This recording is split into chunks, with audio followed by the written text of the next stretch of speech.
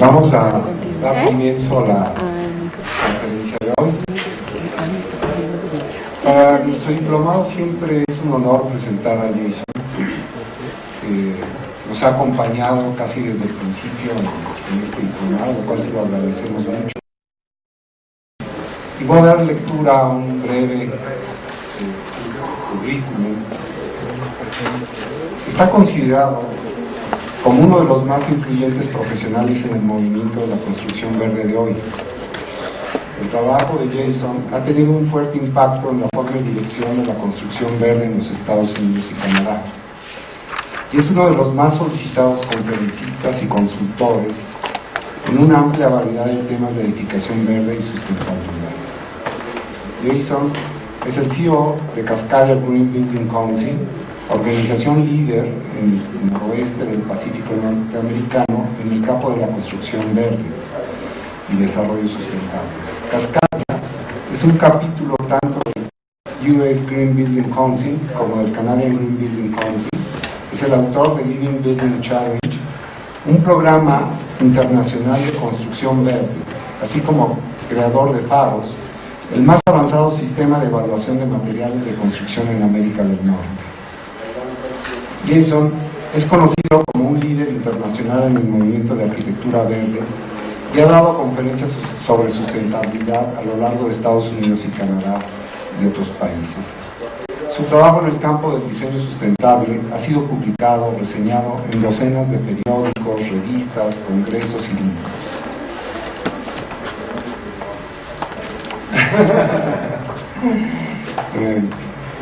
En fin, ha escrito varios libros. Su libro de Philosophy of Sustainable Design se utiliza actualmente como libro de texto en más de 60 universidades y se distribuye ampliamente en Europa y en América del Norte. Ese libro fue el que nos sirvió de base para estructurar los diplomados aquí en Ibero, fue nuestra primera referencia. Fue director del BNIM Architects, uno de los fundadores del movimiento de diseño verde en los Estados Unidos, donde trabajó en muchos de los proyectos de alto desempeño del país, incluyendo proyectos LEED, Platinum, Gold y proyectos de energía cero. En este despacho creó el equipo de ciencia de la construcción conocido como Elements, el cual estableció nuevos estándares de eficiencia energética y de recursos en muchos de los proyectos de diferentes tipologías constructivas. Jason es también fundador y CEO de Ecotone Publishing, la única editorial dedicada a temas de edificación verde en Estados Unidos. Jason fue nombrado uno de los 40 personas menores de 40 años más influyentes en el campo del diseño y la construcción por la Building Design and Construction Magazine.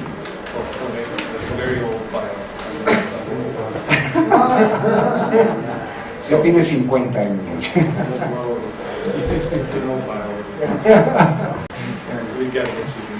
Ya más bien. Jason nació y creció en Ontario, Canadá, fue educado en Oregon, Kansas, Glasgow, en Escocia, y ahora vive en Brandbridge Island, en Washington, con su esposa Tracy, sus 3 hijos, Julian, McLennan, Aidan y su hija Robert. Okay. Thank you. Thank you.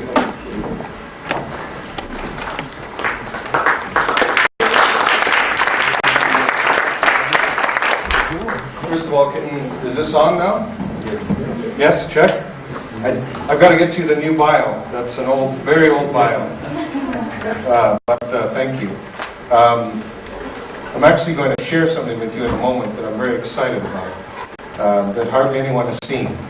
So this will be very, very exciting. Just 1 minute.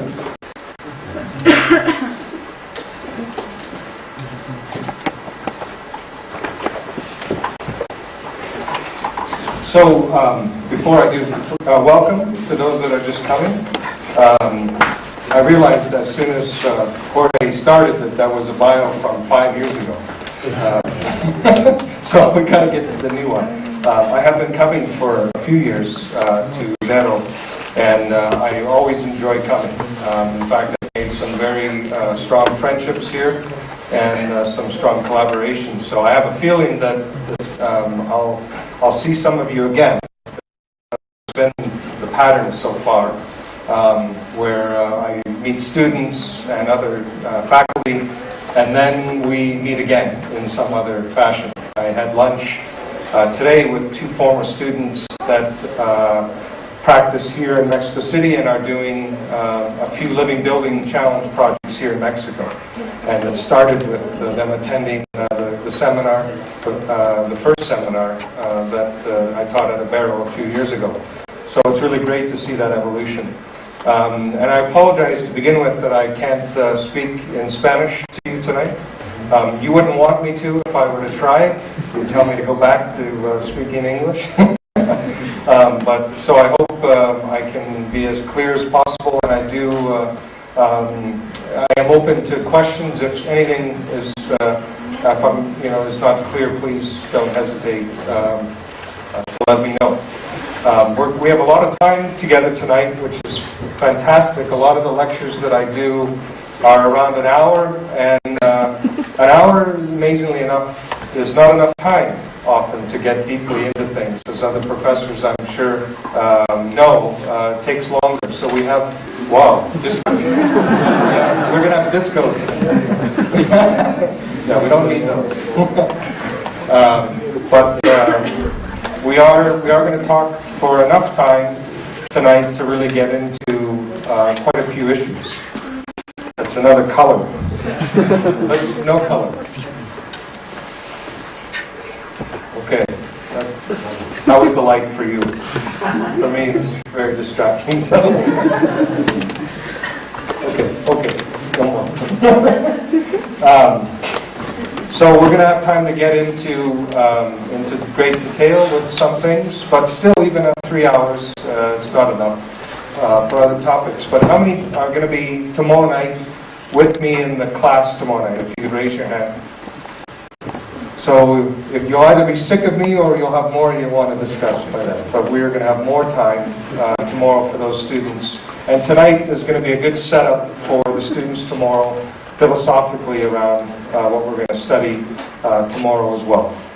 But first, I'm very excited that I have a short movie that I'm going to play for all of you that only a few have seen so far. It's a pre-screen of a documentary that's been done on my work and others that are promoting living buildings, which is the main topic for tonight.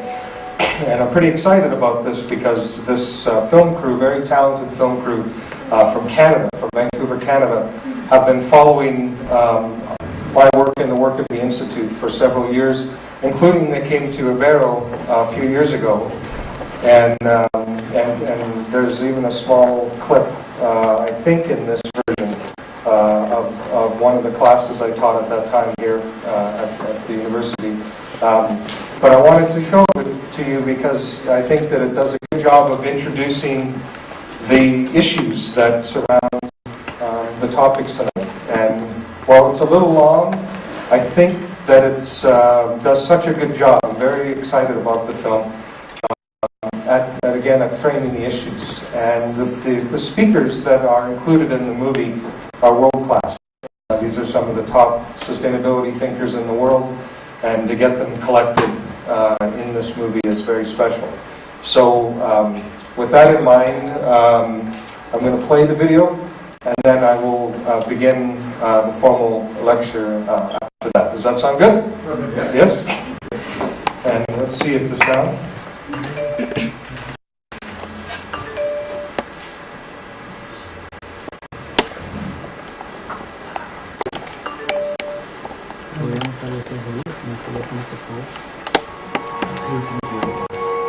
Can we darken now that the lights have gone?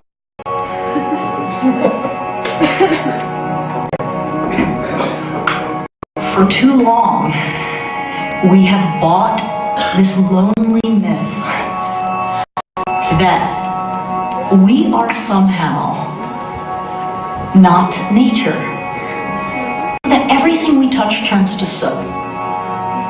I think that gets us off the floor, really. If we're so bad, if we're so inherently bad, we don't have to try. I don't buy that. I don't buy that at all. I'm a biologist. I know for sure what's beating through your blood vessels right now and how the hairs on your arms are standing up to cool you, or just maybe standing up with goosebumps.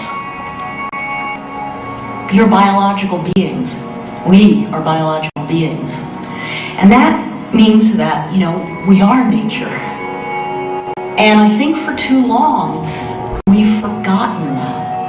And it's really useful for us to remember that we are nature. That we're part of a long line of species who have been through exactly this evolutionary gauntlet, which says, we're here now. How long are we going to stay?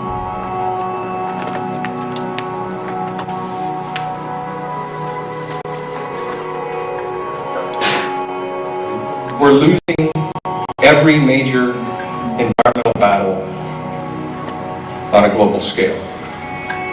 We know this, but we don't talk about it really enough. We're losing every major battle, whether it's climate, whether it's deforestation, soil erosion, habitat loss, species loss, the health of our oceans.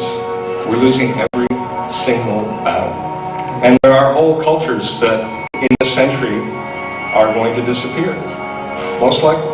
Hundreds of millions of people that are going to be displaced. Whole nations that are in the floodplain. How problematic and how real this will be for all of us. And it should cause us to change inside. We are seeing the failings in every dimension and everywhere. Totally livable, viable systems are collapsing in front of our eyes. And they're collapsing because a set of assumptions that have outlived their time, even for the privileged part of the world. It hasn't been since the early 1980s that we ever discovered as much oil in a given year as we actually used, and the gap has been growing wider and wider, and we're really now finding very insignificant amount of oil. You hear about a discovery of 3 billion barrels. Remember, the United States uses 7 billion barrels a year. We hit peak water an awful long time ago. And so what's happening in Africa, in China, in India, in the United States, in the Mideast, is that the boreholes are getting deeper or drying out. But as they get deeper, you need more electricity to get the water out. And so the price of water is going up. Okay? So when the price of water goes up, so does the price of food. We have a fossil food system, not a food system. In order to produce more water, more food, more minerals, and to produce more oil and coal itself, we're having to use more and more energy, which raises the demand and the price for energy, which means it costs more and more to produce food and water and minerals and coal and oil. We have this system that we've built, the system of insanity, that uses tons of energy to convey water and waste miles and miles. We use lots of chemicals, we create pollution, and the system doesn't even work that well. An estimated $335 billion is needed simply to maintain our current tap water system. We lose 7 billion gallons of potable water through leaks in our aging infrastructure every day. That's the equivalent of 25% of the entire U.S. population's domestic water needs daily. And if we actually use water really responsibly, like we promote in the Living Building Challenge, the leaks would account for all of our water needs. What have we built for the last 60 years? Suburbs, strip malls, freeways. The suburbs are a basically unsustainable system. I describe this as the greatest misallocation of resources in the history of the world. No combination of alternative fuels or systems for running them will allow us to run Walmart, the Interstate Highway, Walt Disney World, the U.S. military, and suburbia. especially since the Industrial Revolution, but primarily since World War II, we've created highly centralized and unresilient structures. Transportation systems, our modern agriculture, monoculture system is by definition a very unresilient system. We have created cities where you have to have a car to get around or you can't participate in society. The highway expansion boom really dissected and kind of destroyed many major American cities in terms of how traffic moved throughout them. My neighborhood itself was literally cut in half by one of the highways that was created. So in terms of planning, you were not a whole community, and you knew it. And it was set up to be that way. South Bronx was the regional sacrifice zone that was created so that other people who were wealthier could live a quality of life that was better for them at our expense. It's always been about centralization of resources and the flow of money to a few. Collapses most commonly occur in human populations when the rich and powerful can shield themselves from the consequences of their decisions. The current economic crisis will drive more than 200 million people back into a less than $1 a day level of poverty. And meanwhile, the CEOs of investment banks, whose actions will have caused more suffering and death than have been caused by most war criminals during human history, will cart their $100 million bonuses to their gated communities with their private security forces and their private jets, utterly untouched by the worst consequences of the crisis that they precipitated.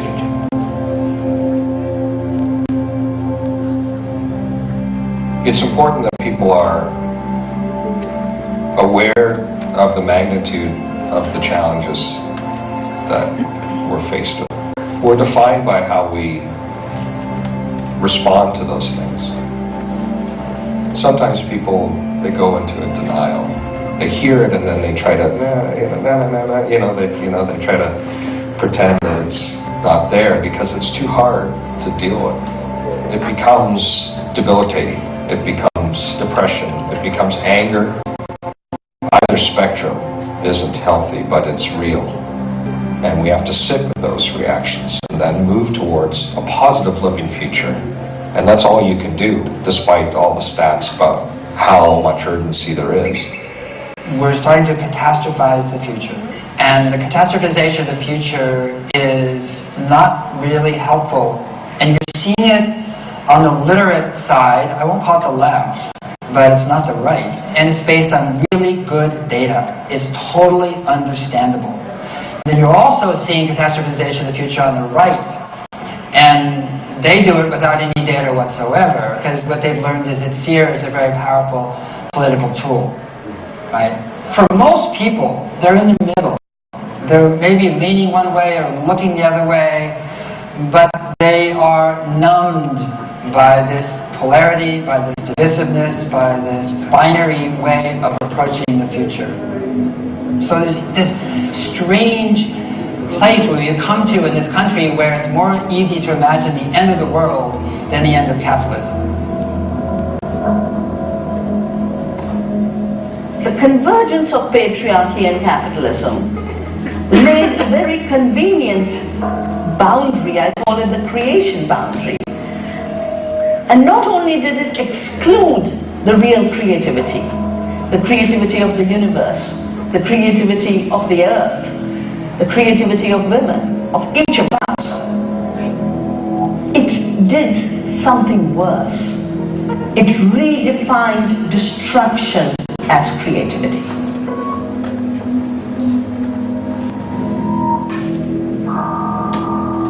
We've been living in essentially a cultural trance for some 5,000 years that legitimates the dominator systems that are responsible for destroying community and destroying nature and alienating us from our nature as living beings. The story that plays off of that, which is terribly destructive, is that greed and individualism are the foundation of prosperity through competition, and that we each fulfill our greatest obligation to society by competing to maximize our personal financial advantage. Now, obviously, we humans have that potential. But what the story denies is that that's only one of our possibilities. And that in fact, at a deeper level of understanding, our brains are wired for cooperation and for caring. Because if you really understand humans as a species, we can only survive in tribes and groups. So we have created a story and an ideology that says our sociopaths are the ideal model and the greatest contributor to society. And once you understand the implications of that, it's no surprise why we are in such deep trouble as a species.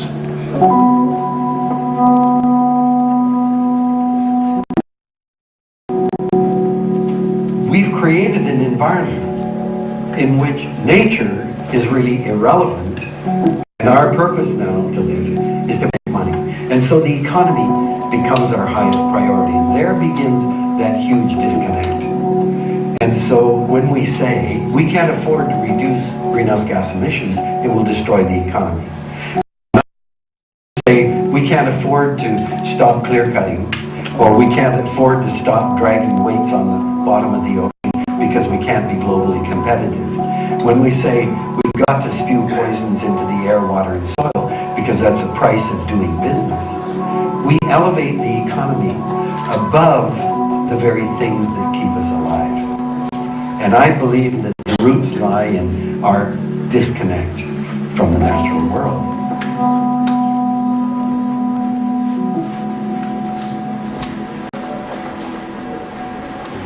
First of all, there's 3.8 billion years of evolution out there. And Homo sapiens sapien is 200,000 years old. So we are these toddlers with matches. We see nature as a source of goods, source of services, does things for us, right? We've been taken care of.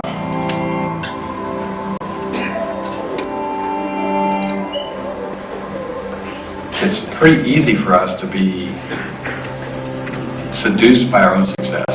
We don't realize how far off course we are because there's so many signals telling us we're on the right path. We're making more money, we're building taller buildings, we're getting faster trains. We just launched this new airplane that's more efficient, and all of this is going to fix it. And no one is really looking at what a huge insult this is to this life support system that we enjoy.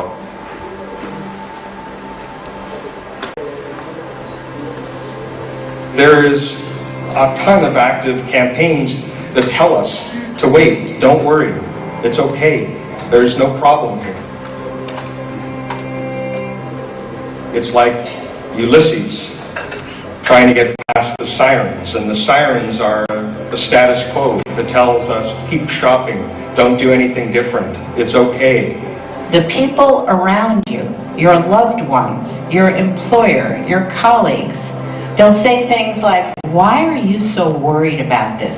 Nobody else is worried about it. Why don't you just relax? Why don't you live life? Why don't you just leave that to someone else? I don't understand why you're spending all this time trying to find new ideas. Why don't you just relax here?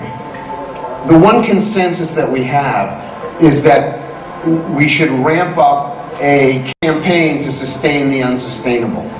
That's become sort of the normal baseline for what we're doing. What does it mean to most people? What it means is, oh, you know, if I get a Prius, if I put solar panels on my roof, we'll get by, we'll be fine. It's not a bad feeling, but it's a little too comfortable in a world where most of the world is not going to get by.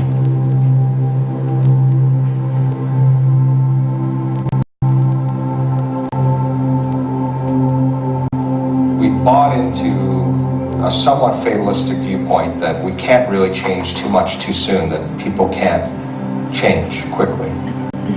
That's bullshit. We can, in fact, make significant and rapid changes in a short amount of time when we're motivated enough or when external circumstances force us to. And make no mistake, external circumstances are going to force us to make change because we keep putting it off. We keep accepting these incremental improvements, which are not improvements, For example, the idea that houses have gotten more efficient in the last 30 years, but they've also gotten 4 times as big. Cars are getting more efficient, but if we keep selling more and more of them to more population, we again have a downward spiral. This is not what we're talking about. There's a great yammer out there for solutions, so-called solutions. What people are really saying is, give us a bunch of solutions so we can continue living exactly the way we're living. So I would make a distinction between solutions, most of them bogus, and intelligent responses to the circumstances that we face. The solution to the happy motoring predicament is not going to be a set of electric cars for 260 million vehicles. But an example of an intelligent response would be a walkable community that is designed to exist in meaningful relation to productive agriculture. If the very leaders of the green building or environmental movements themselves can't imagine taking big steps and only cautiously baby steps, then how can we expect others to do so? We have to be willing to lead.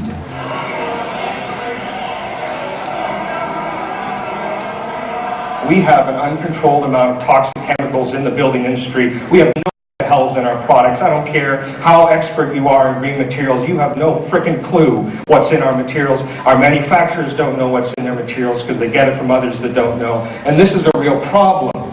And that we have a right, in order to protect human health and safety in the environment as designers, we have an obligation to change how we make things and what's in our products. Do we not? The amount of leverage that we have as a room, for God's sakes, it's well over $100 billion in construction dollars per year. Have you thought about that?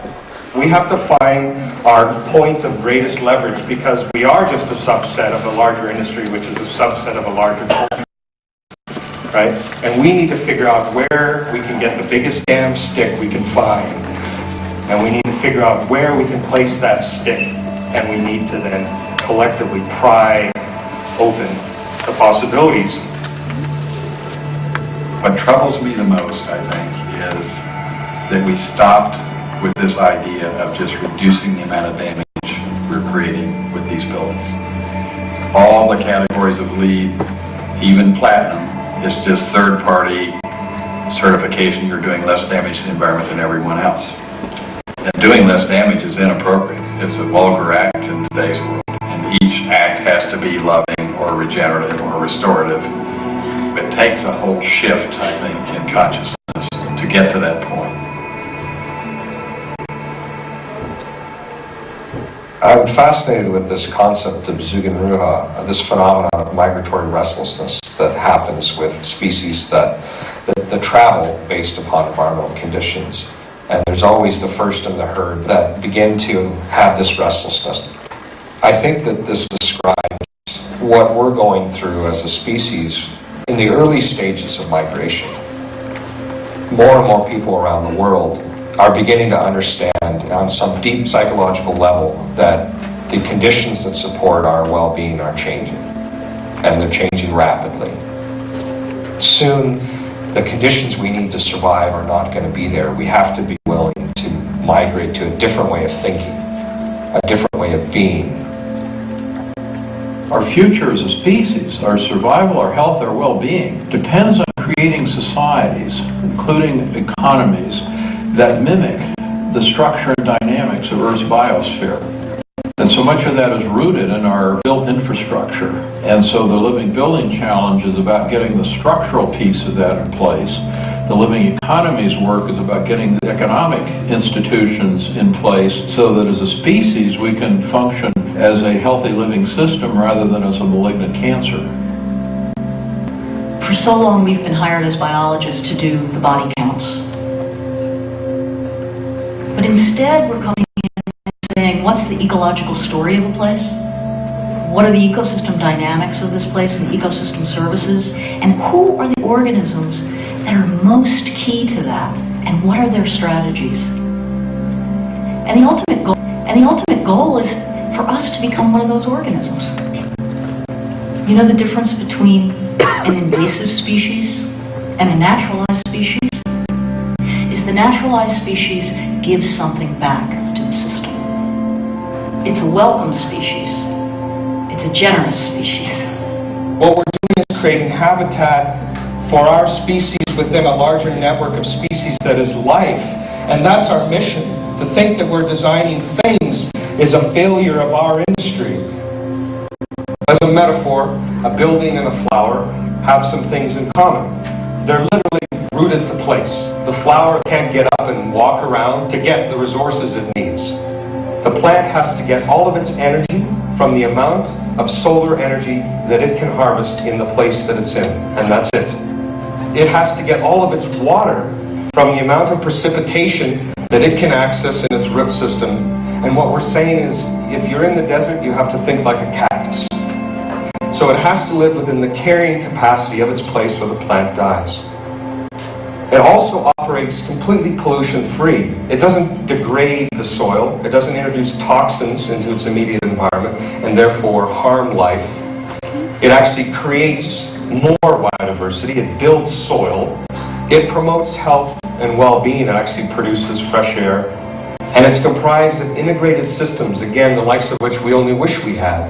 And the kicker is that they're beautiful. Now, why can't this be a criteria for buildings? Why can't this be criteria for cities, that they do all these things?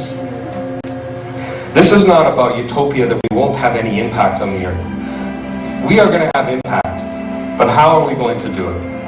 And what is going to be the net result of our communities? And I think we need to have a higher standard for ourselves, and that's what we're asking for with the Living Building Challenge. It starts with this question: what does good look like?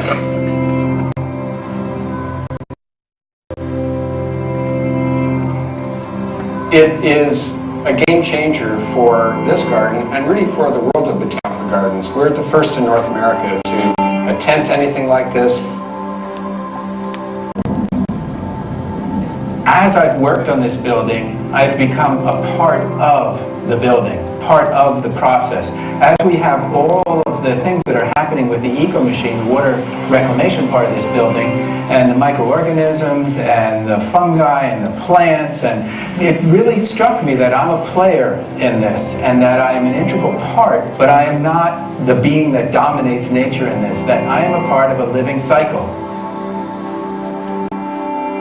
A child attending this child care center will learn to live an entirely different life than you or I lived when we grew up.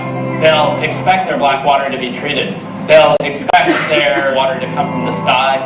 They'll expect their building to generate its own energy. And then when they grow up as adults, their expectation for their children will be at least this, if not greater. So I think buildings like this will start to change the whole programming of our culture and our society. Just about everything they wanted to do in it to make a living building was against the law. Turns out sustainability isn't legal yet. Here is a Class A office building that has to get normal commercial rental rates, that has to have an economic return that is sensible, that on a net annual basis will get 100% of its energy from the photovoltaic array on the roof. It will never have an energy bill or water bill again. It was designed to last several hundred years rather than several decades. And it's bigger than 90% of the buildings in the U.S. And it did it in the least sunny city in the United States. Once something is proven possible, it becomes thinkable, and at that point it just starts acquiring momentum, and that's what I'm confident will happen with this building. It's the start of a revolution.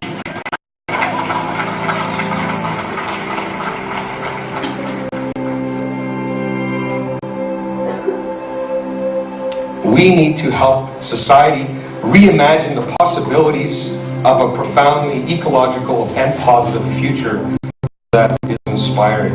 We don't need to have models like we're seeing being built, which are basically building the Blade Runner community.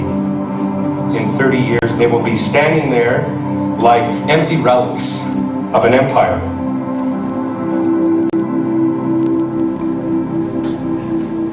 We don't have the luxury of irresponsibility.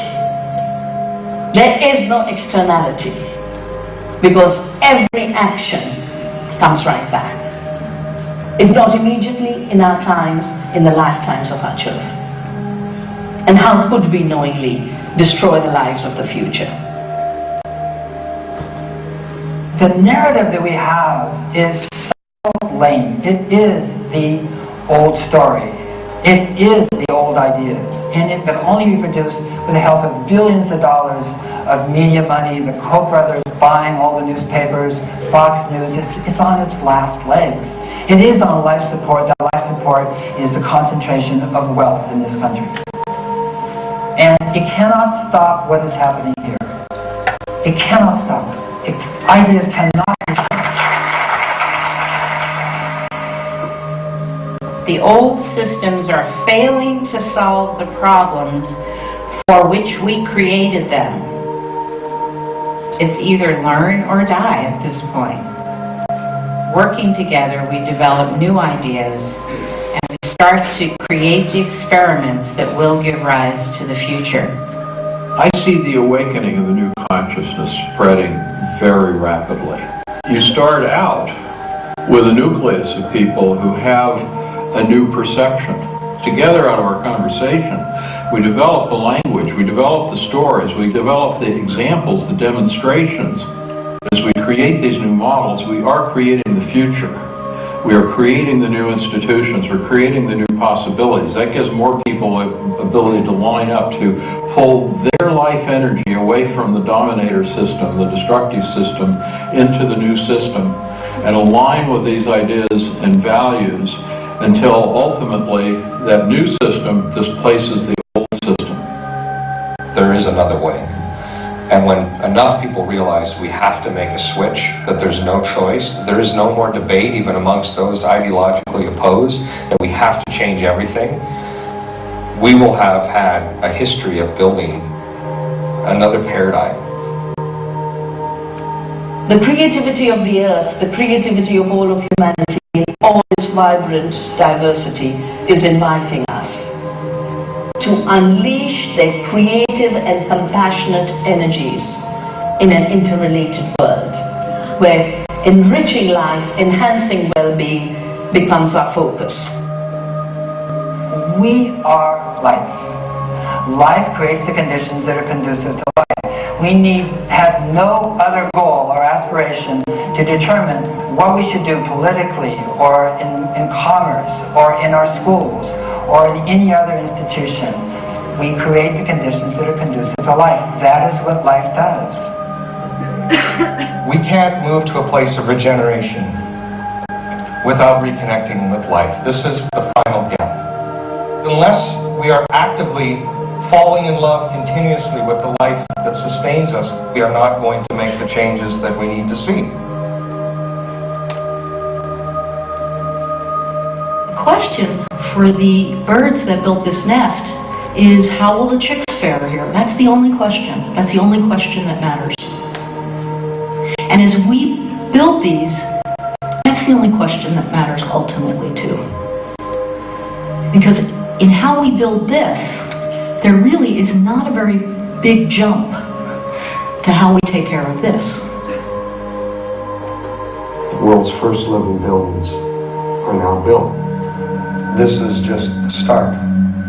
Lighthouses, if you will, of where civilizations head. And hopefully someday this is merely how we build everything.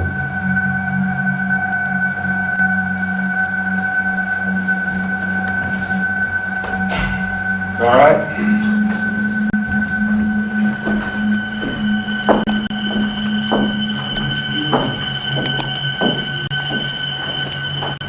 What do you guys think?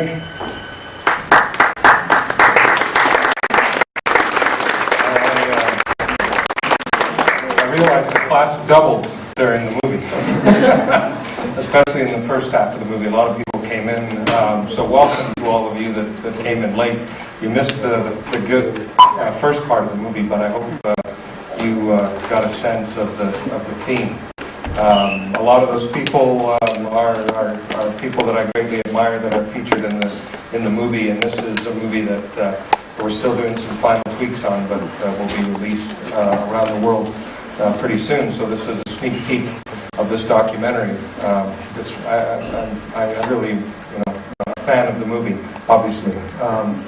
But for me, it's emotional to watch the film because it chronicles a huge amount of change in the work that my institute has been pushing, and many other philosophers have been pushing before my time, which is really about transformation of how we live to a truly regenerative living future that we think is possible, despite all the trends that are moving in the opposite direction. When I started my career in the 90s, green was not a good place to be. Green building was not very popular anywhere in the world. There was, in the 70s, there was an initial interest in energy conservation, design, and energy efficiency. But then the 80s happened, and then the 90s happened, and really the notion of taking care of the planet really went to the wayside.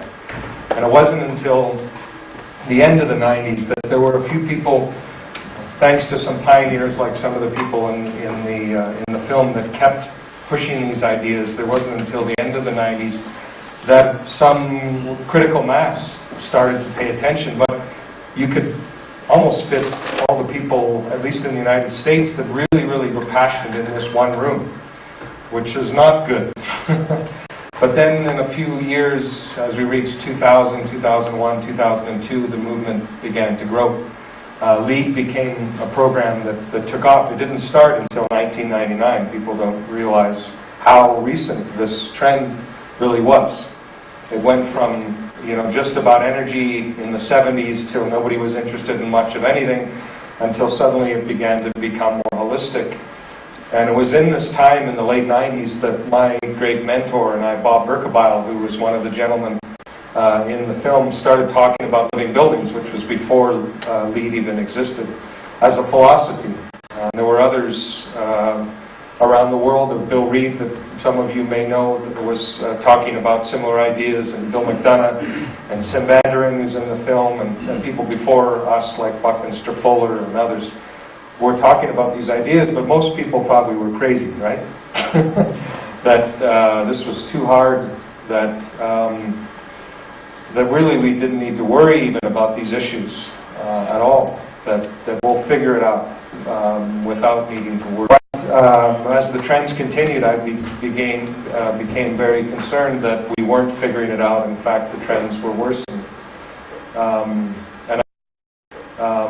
And I've decided to give you, I'm going to give you in a moment more of my background as a way to get you inside my head, as scary as that may sound, about why we need to change the way we do everything. And it's always wonderful to speak to so many students because you are the future. I know that sounds cliche to have students here, but it is true.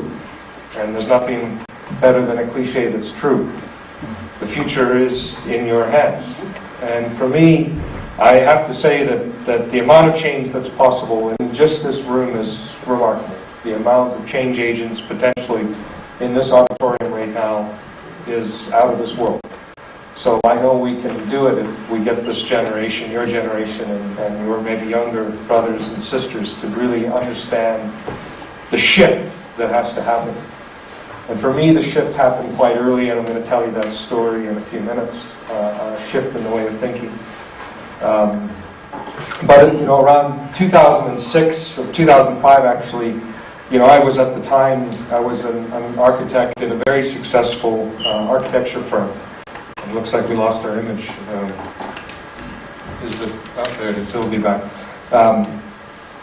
In 2005, I was a partner in one of the most successful architecture firms in the United States, and was recently named the Firm of the Year by the American Institute of Architects.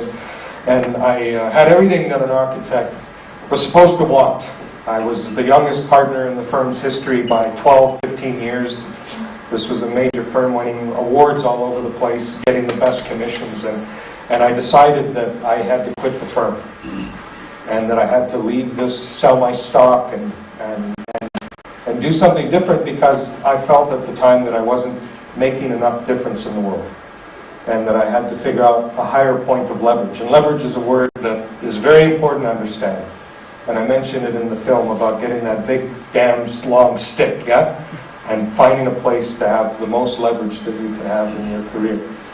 And I decided to leave my firm to launch the Living Building Challenge, which I'm going to talk about today, and you heard this impact in the film. And it was an idea based around a philosophy of, instead of doing less harm to the planet, how do we frame this in such a way that we create tools to help people understand what good looks like?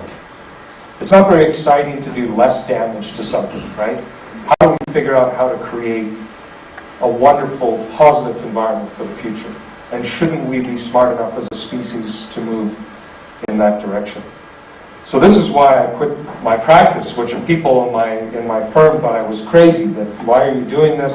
And I felt the calling to do this. And so I moved my family to another part of the country and joined this nonprofit and took a big pay cut at the time and took this intellectual property that I developed, the Living Building Challenge, as a program, and I gave it for free to this group. I didn't get any money. And the idea was that we were going to change the entire building industry around the world. And while we haven't made the change that I would like to see, we have begun to make significant movement happen in many markets around the world.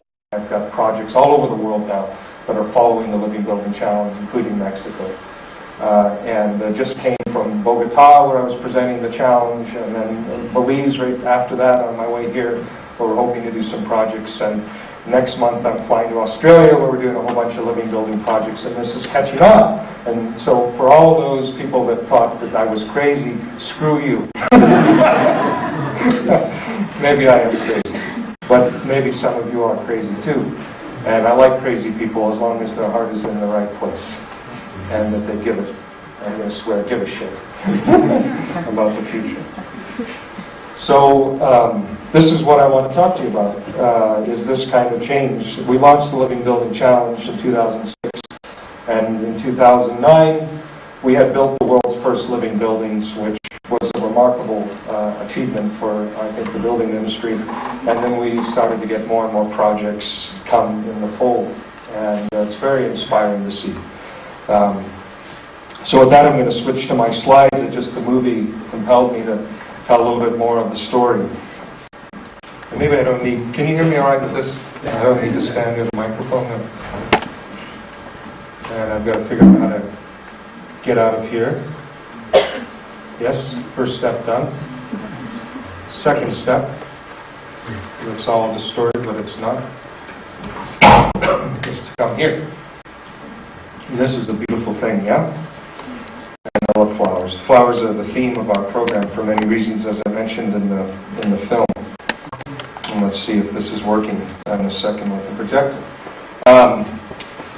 So the last couple of years, I've started this lecture by, I didn't have the movie, but by telling a little story about where I came from. Because all of us in this room have a story, a personal story that has led you to Ibero, that has led you to have the professors that you have that care. You know, you're very lucky, by the way, to have the quality of professors here that you have that cares about this kind of thinking, and our leaders around the world. So just know that. You're very lucky. And it is important, though, to understand that we all have a story, right? And I want to tell you mine as a way, perhaps, of revealing how you can connect personally to this movement and this philosophy, which is really what I'm here to talk about, is philosophy more than anything else, even though we're going to look at lots of buildings, which are great to look at. Anyone who's involved in architecture likes looking at buildings, right? So first of all, I'm not American, I'm Canadian. I married an American, which is a nice thing, but I am Canadian. And I grew up in northern Canada, in a very cold city called Sudbury. Has anyone here been to Sudbury? I'd be shocked if anyone here raised their hand. It's not the place people go to for fun, nor the place that people think of when they think of Canada. Because when you think of Canada, you probably think about hockey and snow in winter, and that's very accurate. It's a very cold place in the winter. It can be nice at other times of the year, but I grew up in northern Ontario. Ontario is a province, so I grew up in the northern part of the province, which is very cold and away from civilization, with the exception of this city where I grew up called Sudbury, which is not a huge city, definitely not by Mexico City standings, but there's 150, 160,000 people in the metropolitan area. And this city left a permanent mark on my psyche. Really everything that I've done to promote green building, I attribute in some fashion to my upbringing there. And I spent a lot of time understanding this as a person.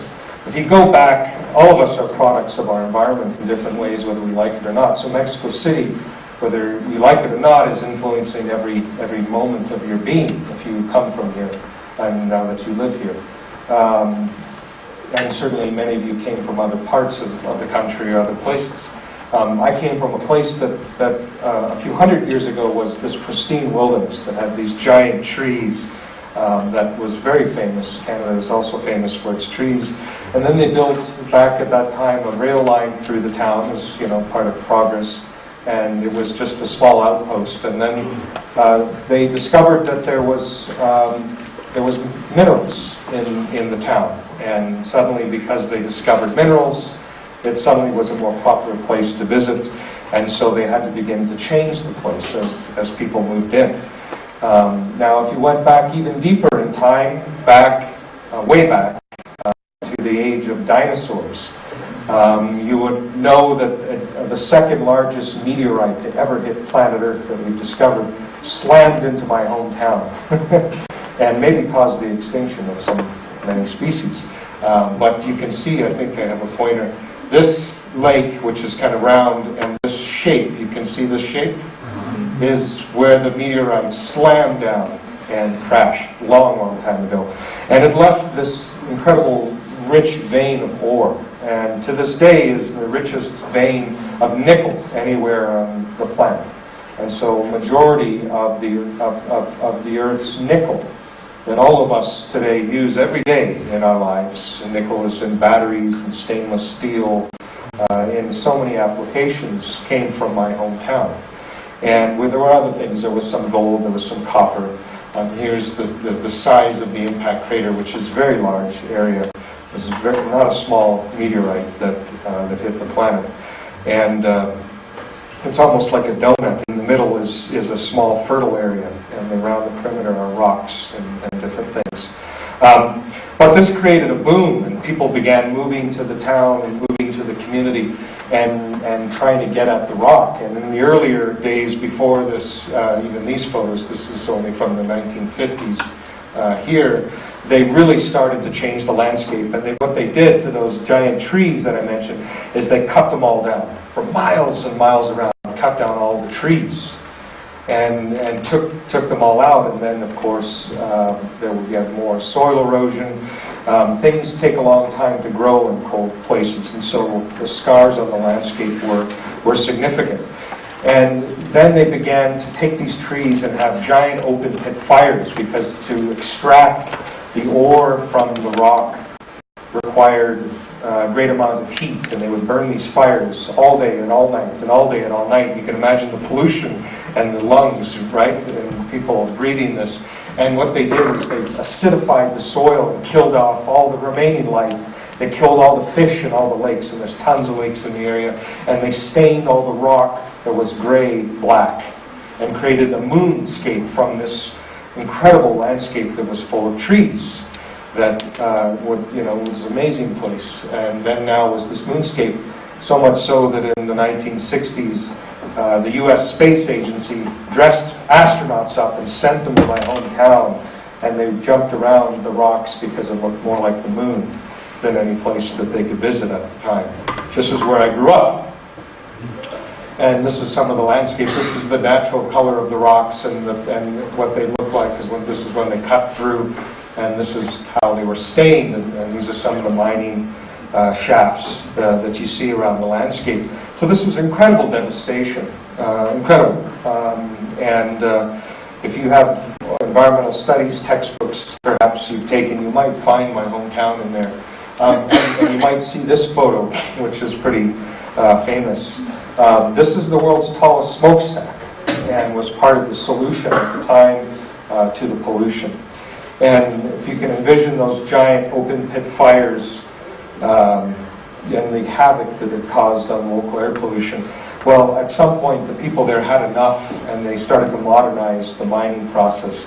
And so they started doing modern smelting, which is industrial furnaces and such. And then they started building smokestacks to send the pollution somewhere else. And this was part of what was considered the thinking of the time, where the solution to pollution is dilution. Just send it somewhere else. Put it in a bigger body of water, put it in the atmosphere, and don't worry about it because it's gone, right? That was the thinking that has predominated in the last century. And so they built several smokestacks that you can see here, but they didn't build them tall enough because at some point the smoke came back down and just polluted nearby. So the grand plan was to build a smokestack so large that we Canadians could send all of our pollution to the Americans, which was what we did. And this was a very popular idea because screw them, they're Americans, we don't like them that much.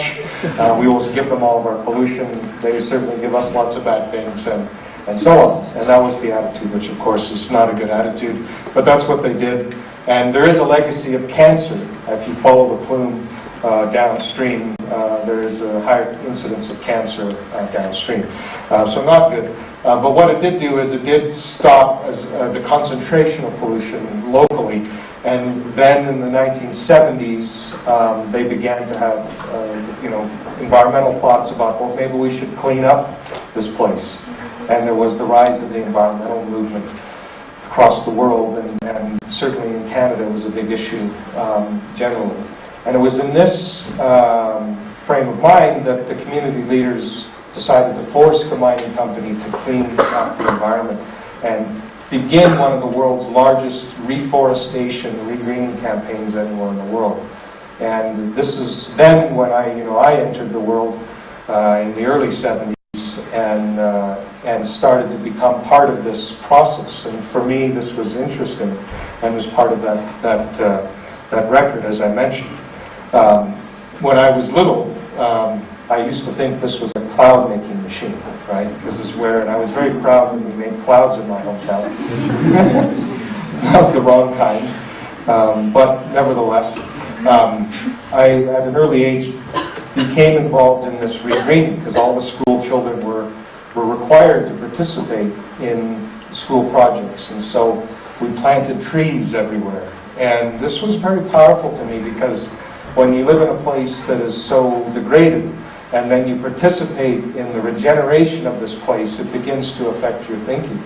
And you plant these trees when you're little that are very small, and you watch them grow up with you, and you plant that tree, and then suddenly it's your height, and then it's taller than you, and then you have this tree that you planted with your friends, which is very empowering. And that's what we did.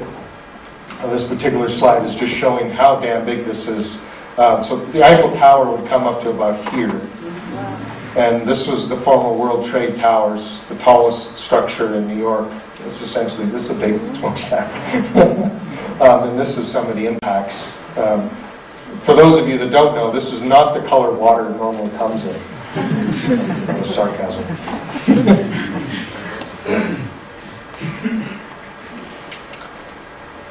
One day when I was little, I swam in the wrong lake and I got an infection and lost all the hearing in my left ear. But some people don't know that, but I'm deaf in my left ear because of the pollution in my hometown. So how personal is that?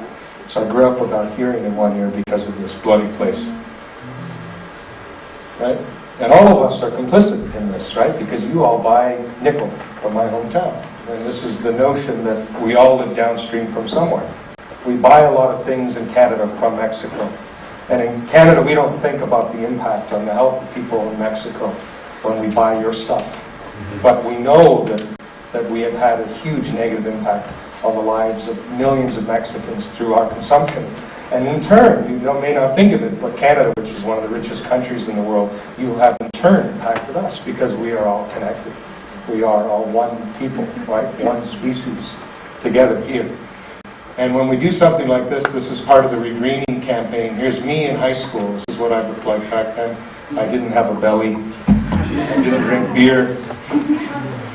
And what we're doing is taking these bags, which are filled with soil amendments, they're like lime, to change the pH of the soil so that plants can grow. And if the soil is too acidic, nothing grows. And we learned that the hard way when we planted trees and they all died. And then we had to change the soil and then plant the trees, and then they started to stay. And which was, this was a wonderful thing. And we started, so this is near my house when we started. And this is about 15 years later, much better, and it keeps getting better. And now there you see the smokestack, where before this was all like this. There's the black rock.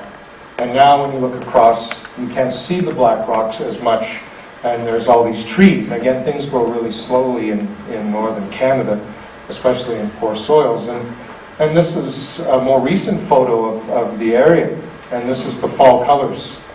And there's still many parts. If you go there, don't call me a liar, because you'll still see some really bad places. But many parts of the community have been regenerated, and that was our species that did that, because there was enough people that cared to recreate.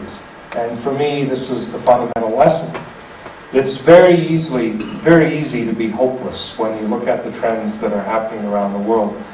But if you have this passion that you can create something of beauty, we are life, as is said in the film, we can create places of great beauty when we set our minds to it. And we can regenerate even the most polluted places in the world, even the most polluted ones. And I'm proof of that. I've seen it. I participate in it. And you can bring the lakes back, and the fish have come back in many of the lakes again where there were none. This is very inspiring, and then to even get a United Nations commendation for our city as one of the best environmental programs on the planet, that's such a great thing for a community that knew nothing but destruction. And now it was considered one of the best cities in Canada to live in. When I was little, it was an embarrassment to tell people where when I traveled to other parts of the country, I was embarrassed at times to tell people where I came from, because people's reactions were always apologetic. They'd say, "Oh, I'm sorry you have to live there." And that's true of a lot of cities now. And people, have attitudes about places because of the degradation that has occurred. And they started building the new university and the new science center. It's a great science complex in my hometown. It's a beautiful place now. This is an aerial photograph, again, more recently, of the community.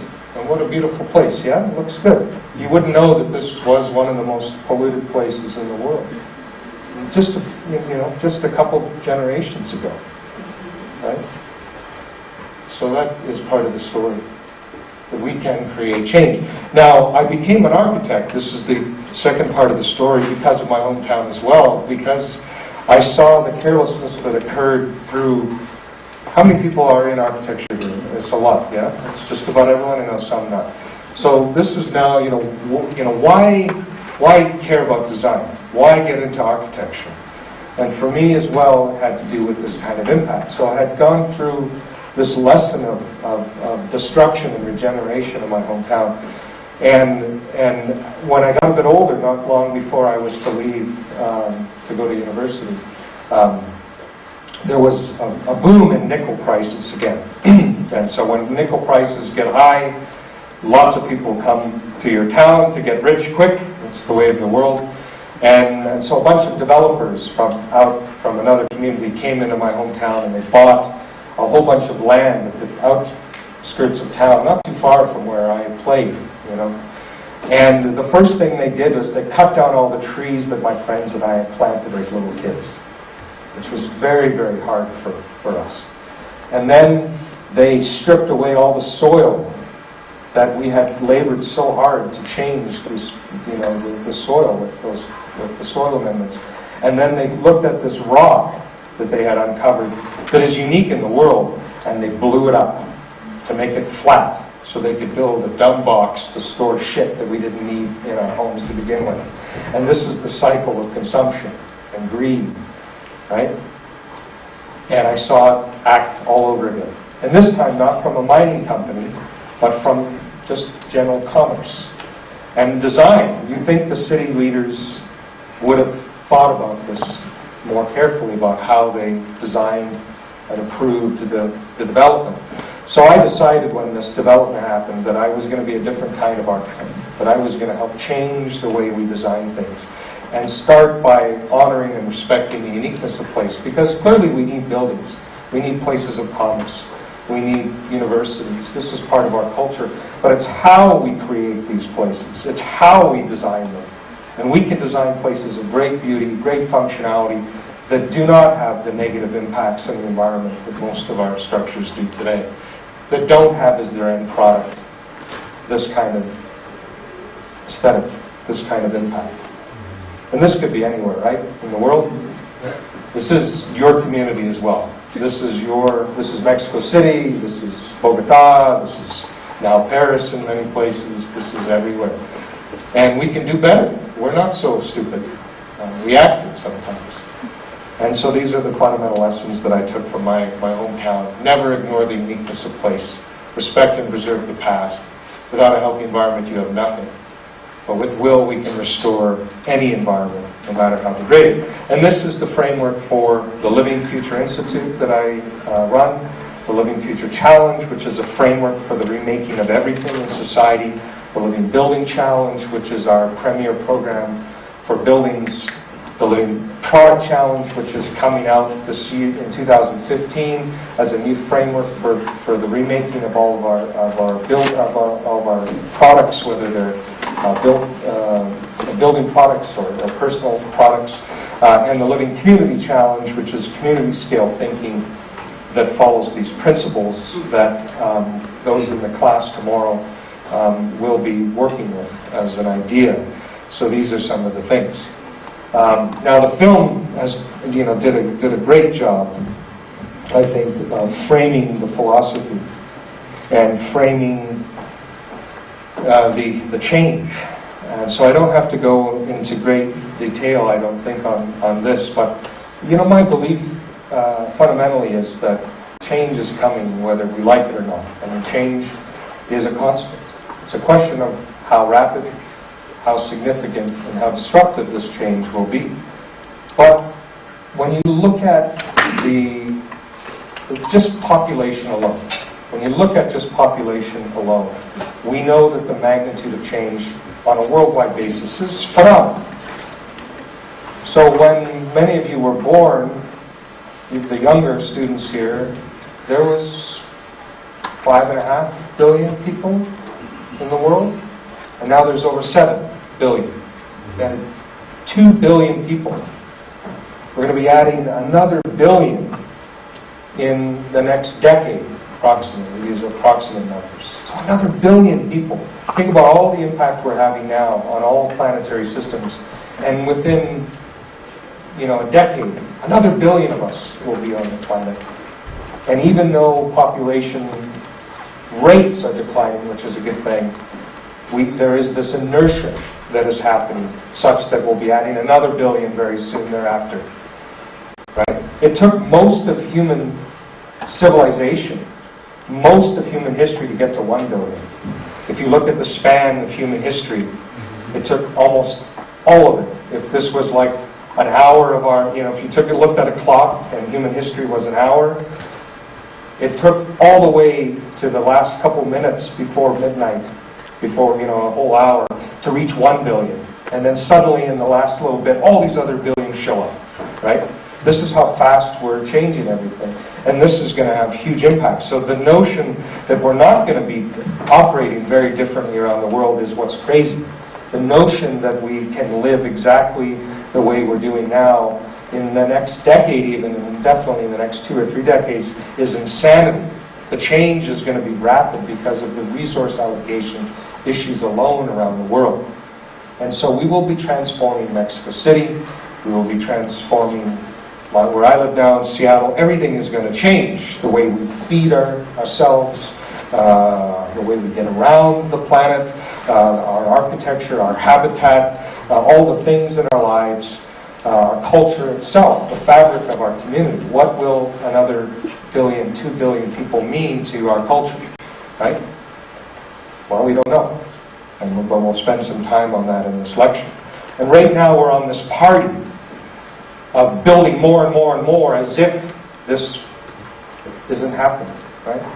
Using more and more energy, using more and more water and resources. The amount of water we're using in desert places is absolute insanity.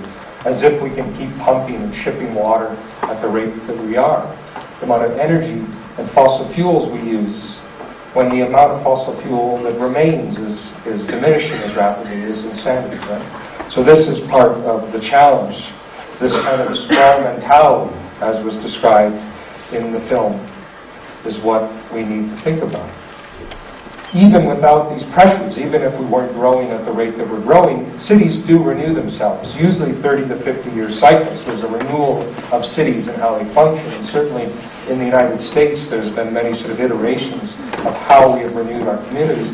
So I look at this from a positive standpoint, that we have an opportunity to rethink how we will live, knowing what we now know. And Mexico City is certainly a very different city today than it was 50 years ago. Very much different. And a very, very different place than 100 years ago, which is not that long, right, in real terms. When you go back a few hundred years, of course, it was an entirely different world here. But what's interesting about our culture that we have now, we have this, and by our culture I mean global culture, global modern culture. We have a very arrogant sense that we are always doing what's best, and that there's an inevitability to the march of progress in technology that gives us real blind spots. We don't see, like, you know, you think about horses with blinders, yeah, where they can't see to the right and to the left.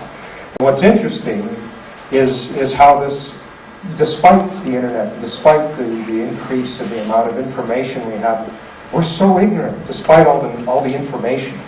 You know, one of my favorite authors, Bill McKibben, talks about that we are drowning in information and starving for knowledge at the same time. We've never had so much bloody information, but we've never been so stupid often in terms of using the information that we have. But perhaps, you know, in some ways this has always been the case. This is a funny photo of the initial intersection between two paradigms in the world. And if you go back and read the accounts of when the automobile was first introduced to our civilization, people thought it would never catch on. The automobile will never have a place in society, is what people at the time thought. That's crazy, you know. Surely the horse and buggy will always be the way we travel around the world, because that's the way we did it, and that's the way we had done it. And at the time, cars were highly unpredictable. They broke down all the time. There were no good roads. You couldn't, you know, just feed them. Like, you know, had to have a distribution network that didn't exist. So people at the time thought the paradigm would never change. And literally within a decade, the horse and buggy was gone as the primary mode of transportation. That rapid. And lots of technologies are like that, right? And these, this side, it just looks like stripes. But you get the picture. I mean, how fast this has changed, and so many paradigms are changing. What's next? So we'll get into that. But what I do know is, you know, this is a funny slide, but the way we have been living as if there's only a party of resources is changing.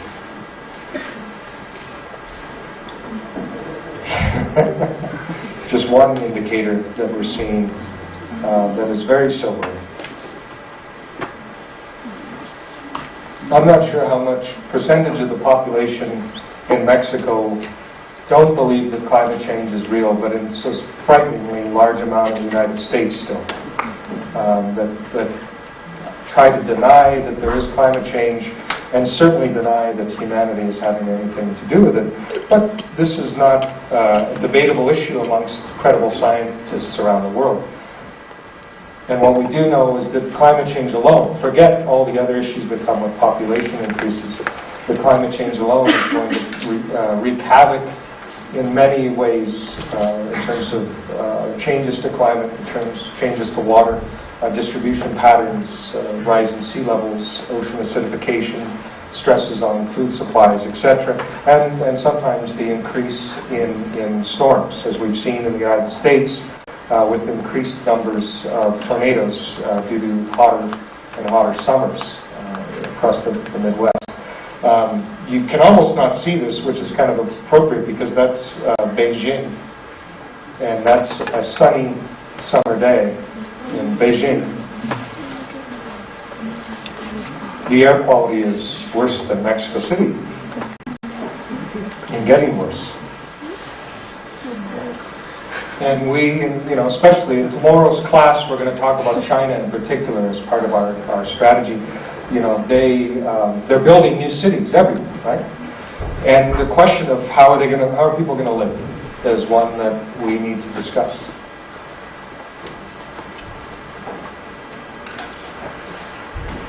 But I'm not going to leave you tonight in a place of depression. Just a little bit of depression. But hopefully mostly hope, because again, I think that we have the tools we need to design our future in a much better way. A way that is regenerative and restorative.